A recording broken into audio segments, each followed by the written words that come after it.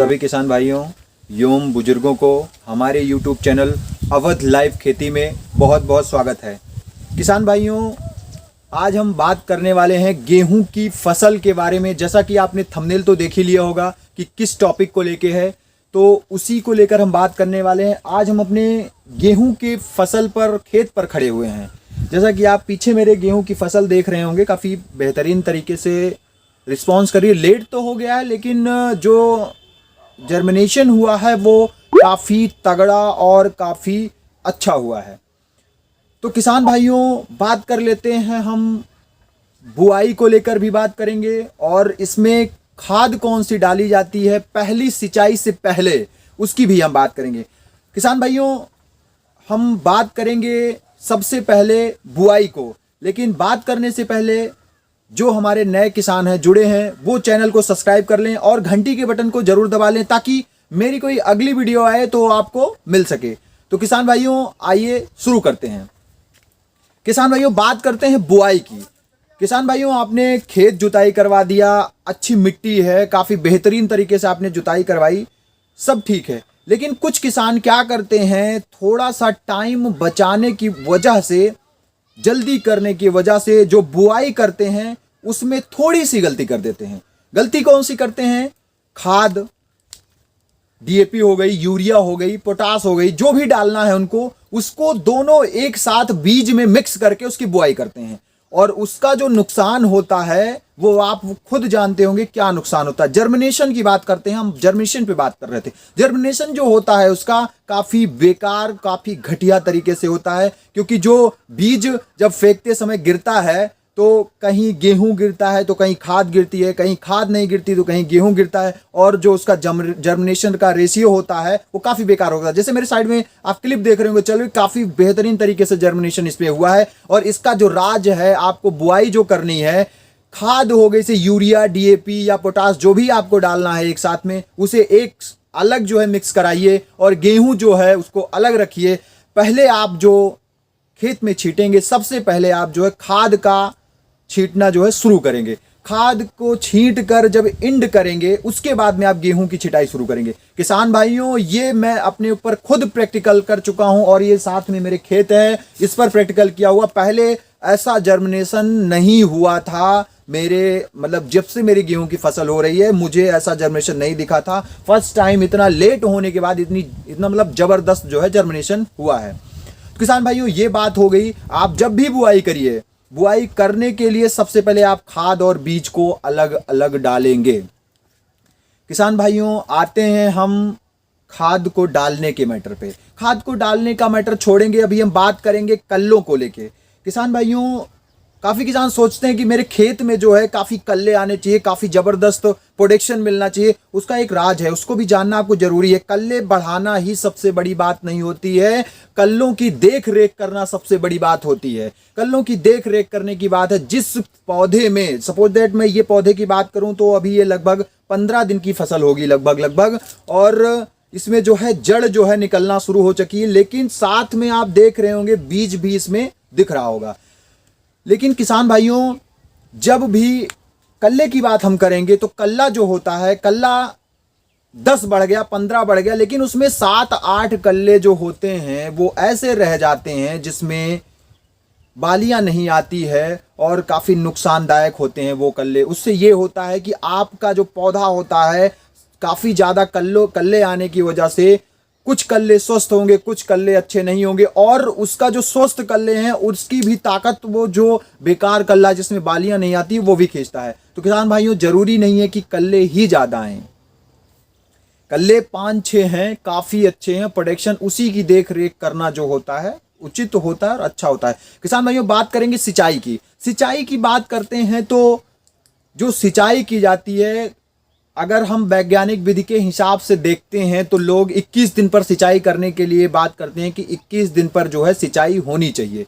लेकिन हम यहाँ पे कुछ नया करेंगे और हटकर करेंगे, प्रैक्टिकल करने वाले हैं। प्रैक्टिकल के तौर पे बात ये करेंगे कि मेरे हिसाब से आपको जो सिंचाई करनी है वो लगभग 24 से और 28 दिन के बीच में करनी है। मतलब 25, 26, 27, 28 के बीच में आप सिंचाई करिए।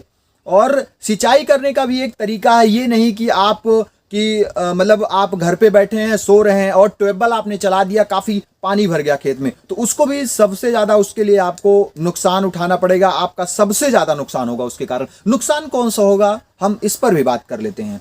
नुकसान होने की बात ये आ जाती है कि खेत पर आप है नहीं, पानी लगा दिए, किस मात्रा में खेत में पानी भर रहा है, क्योंकि कुछ जगहों की मिट्टी जो होती है वो कीचड़ वाली होती है, तो ज़्यादा मात्रा में पानी भरने की वजह से ये पौधे जो है, उसकी मिट्टी जब बहुत ज़्यादा गीली हो जाती है तो पौधे जो है ये ऊपर निकल आते हैं, उससे बहुत नुकसान होता है। और काफ़ी पानी भरने की वजह से एक बीमारी का प्रकोप होता है, जिसके कारण ये जो है पौधे की जो ये जड़ें होती हैं ये पूरी पीली हो जाती हैं। काफ़ी दिन अगर गेहूं में पानी लगातार भरा रहता है तो वो जड़ें जो होंगी वो काफ़ी पीली हो जाएंगी, जिससे जो है आपका काफ़ी नुकसान हो सकता है। तो किसान भाइयों, सबसे जो ध्यान देने की ज़रूरत है, बहुत ज़्यादा पानी भरने की ज़रूरत नहीं है। गेहूं के खेत में हिसाब से पानी देना है। आपके यहाँ की मिट्टी कैसी है उस पर डिपेंड करता है आपको पानी कैसे देना है। किसान भाइयों, पानी देने की बात हो गई, बात करते हैं हम अब गेहूं में खाद डालने के बाद।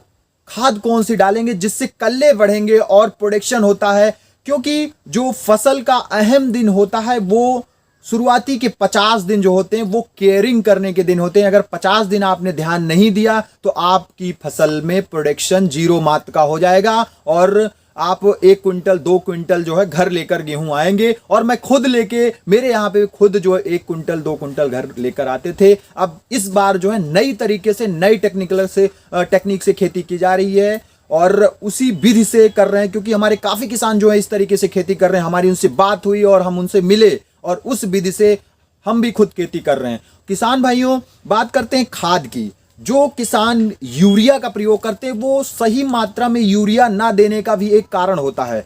वो सही मात्रा में खेत में यूरिया नहीं डालते हैं, जिससे फसलों को भी काफ़ी अच्छी तरीके से जो है खाद नहीं मिल पाती, इसलिए काफ़ी ग्रोथ नहीं होती है पौधे में। सबसे पहली जो हम खाद डालेंगे, सिंचाई से पहले जो डाला जाएगा, सबसे पहली हमारी जो खाद होगी पर एकड़ के हिसाब से हमारी जो यूरिया पड़ेगी, यूरिया जिसे बोलते हैं, जो आप फोटो में बगल देख रहे हैं यूरिया इसे बोलते हैं, कुछ किसानों के यहाँ कुछ और बोलते होंगे। तो यूरिया जो पड़ेगी लगभग 70 से 75 किलो प्रति एकड़ के हिसाब से। हमारे यहाँ एकड़ जो होता है वो 4 बीघे का होता है और जो 1 बीघा होता है वो 100 एयर का होता है हमारे यहाँ पे। तो किसान भाइयों, आपके यहाँ क्या है उसी के हिसाब से आप मल्टीप्लाई कर लीजिए, कर सकते हैं। तो किसान भाइयों, बात हम करेंगे इसके साथ में जिंक का भी हम प्रयोग करेंगे। जिंक की भी एक मात्रा होगी, ये नहीं कि हम अगर 70 किलो यूरिया डाल रहे हैं तो 20 kilo zinc, 40 kilo 50 kilo zinc डाल देंगे तो रिस्पॉन्स नहीं करने वाला है। तो किसान भाइयों, जो हम इसके साथ में जिंक का प्रयोग करेंगे, वो जो जिंक होगी वो 4 किलो प्रति एकड़ के अकॉर्डिंग जो है डाली जाएगी। आपके यहाँ एकड़ कैसा, उसके हिसाब से आप जो है नाप तोल उसका कर सकते हैं। उसी हिसाब से आपको पहली खाद डालनी है और पहली खाद डालने के बाद जब आप सिंचाई करेंगे तो काफ़ी बेहतरीन आपकी खाद में जो कलर आएगा, कलर जो चढ़ेगा काफ़ी बेहतरीन तरीके से चढ़ेगा और फसल जो होगी काफ़ी आपकी अच्छी होगी।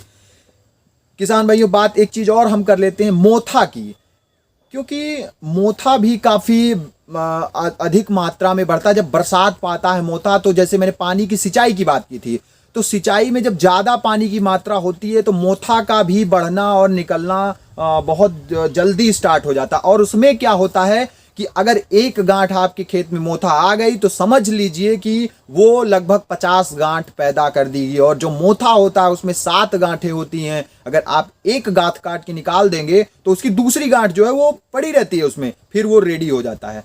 तो किसान भाइयों, पानी ज़्यादा लगाने का एक ये भी नुकसान है कि आपके खेत में भयंकर समस्या उत्पन्न होने वाली है मोथा की। और मोथा ऐसी एक बीमारी है या खर है वो जिसे मतलब ख़त्म ही नहीं कर सकते हैं। और उसका ख़त्म करने का एक ही उपाय है, वो गेहूं कटने के बाद आप अपने खेत की जो है जुताई करवा के गर्मी में लगभग छोड़ दीजिए। और जुताई करवाने का जो तरीका है वो पलटने वाले हल से आपको करनी है, ताकि आपकी नीचे की मिट्टी ऊपर आ सके, तभी उसका जो है आप उससे आप बच सकते हैं। बचने की बात यह है कि बचने के उसके हम घेरे में ही ना आए, तो सबसे पहले हम सिंचाई पे ध्यान देंगे किसान भाइयों। और किसान भाइयों, अगर मेरा ये वीडियो अच्छा लग रहा है तो आप शेयर जरूर करिए, क्योंकि कुछ किसानों तक हो सकता है पहुंच जाए। और हो सकता है मेरे कुछ व्यूअर्स जो भी होंगे उनको मेरा वीडियो नहीं अच्छा लग रहा होगा, तो एक बार मेरी बात माने और इसको अपनाएं इन चीज़ों को, क्योंकि अगर टेक्निकल विद से कोई खेती करेंगे तो काफ़ी अच्छा रिस्पांस और बेहतरीन रिस्पांस आएगा, तभी हम कोई अच्छा उत्पादन ले सकेंगे। तो किसान भाइयों, इसकी हम दूसरी सिंचाई का वीडियो लेकर फिर से मिलेंगे। किसान भाइयों, मिलते हैं अगले वीडियो में। तब तक के लिए नमस्कार और धन्यवाद।